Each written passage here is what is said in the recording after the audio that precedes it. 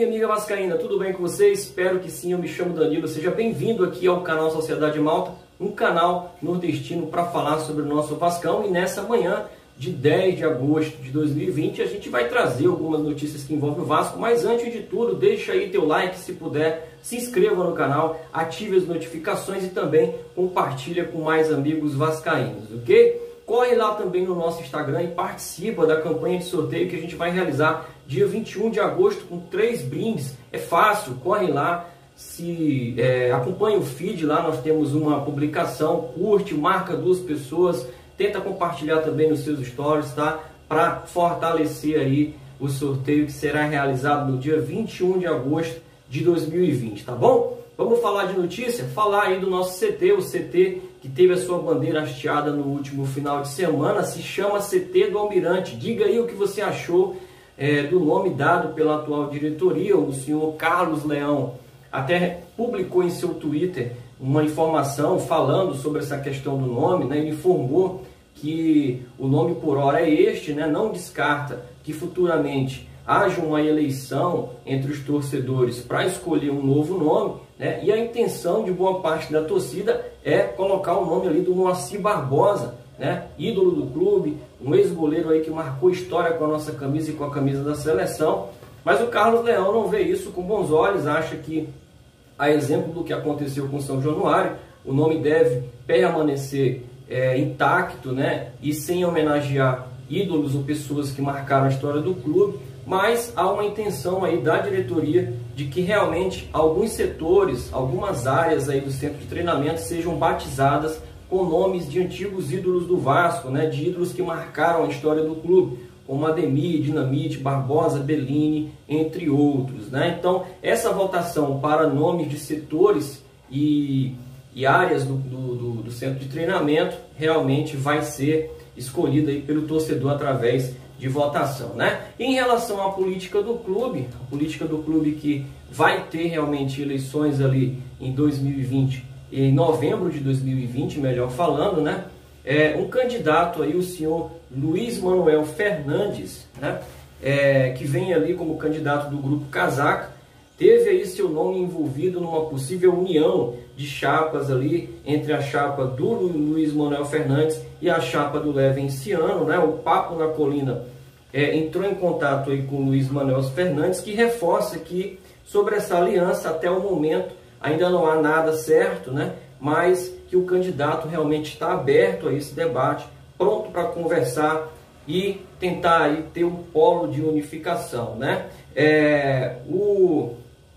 No momento o Vasco já conta com vários candidatos, né, declarados, como por exemplo o próprio Luiz Manuel Fernandes, o Levenciano, tem também o Fred Lopes, tem também aí o próprio Campelo que deve vir. Ainda não se sabe se o próprio Júlio Brandt é quem vai representar sempre Vasco, né? Ainda há essa indefinição em relação ao nome. E a última novidade em relação a isso é em relação a Jorge Salgado, que é o candidato aí que vai representar a Mais Vasco na eleição, né? O que há de acontecer realmente deve ser isso, né? Algumas junções ali de chapas, de pessoas, né, em relação ao que aconteceu, inclusive, na última eleição entre Campelo e Júlio Brandt, que se uniram ali. Júlio Brandt acabou ganhando as eleições, mas depois a gente já sabe o final de tudo, né? Então, a gente só pede aí que as eleições sejam claras, limpas, né? E que a gente consiga ter realmente uma eleição justa, uma eleição que respeite aí a decisão dos sócios torcedores, né? Em se tratando de eleição, e falando aí sobre a questão da Sempre Vasco, o Edmundo, né, através de uma live em seu Instagram, colocou aí uma pulga atrás da orelha, né, do torcedor, informando que realmente ele tem pretensões de ser presidente do Vasco, né, e disse: se Deus quiser, vamos ganhar a eleição esse ano e eu vou ser presidente. No futuro, vou ser presidente, disse o Edmundo aí, né? Será que o Edmundo vem como candidato esse ano? Acho que não, acho que é uma pretensão realmente futura, né? E o que você acha? Você acha que o Edmundo deveria se lançar candidato? Seria uma boa opção para o Vasco da Gama? Lembra da passagem aí do Roberto Dinamite como ídolo? O que você achou também? Então deixa aí a sua opinião. a gente precisa saber aí, é importante que a gente saiba o que você pensa a respeito disso tudo, né? Vamos falar de reforços no Vasco, né? O principal deles, que eu aqui acredito que seja, é a questão dos salários em dia, né? O sócio torcedor do Vasco renovou aí mais de 100 mil sócios, né? Foram mais de 100 mil renovações.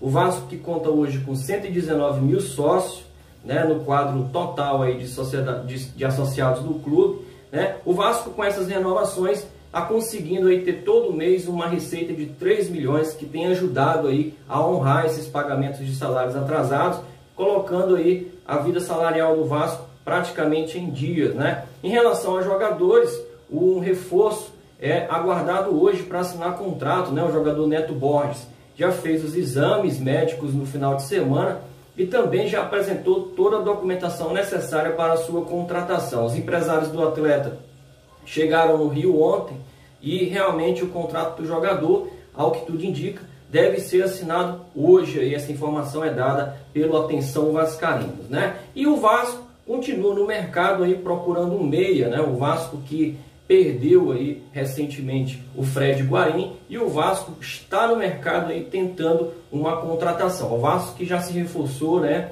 Esse ano aí, depois da pandemia, com 5 atletas, né? São eles: Guilherme Paredes, Neto Borges, Carlinhos, Igor Catatal e Marcelo Alves. Então, que o Vasco tenha realmente uma análise aí bem feita, né? Faça aí realmente um planejamento bem feito para que acerte nas contratações, até porque tem que usar muito da criatividade, já que a gente vive aí uma escassez financeira no clube, né? Então, vamos nessa. Obrigado aí pela sua atenção. Não esqueça, deixa o like aí e muito obrigado aí pela moral, tá bom? Fica com Deus e uma ótima segunda-feira.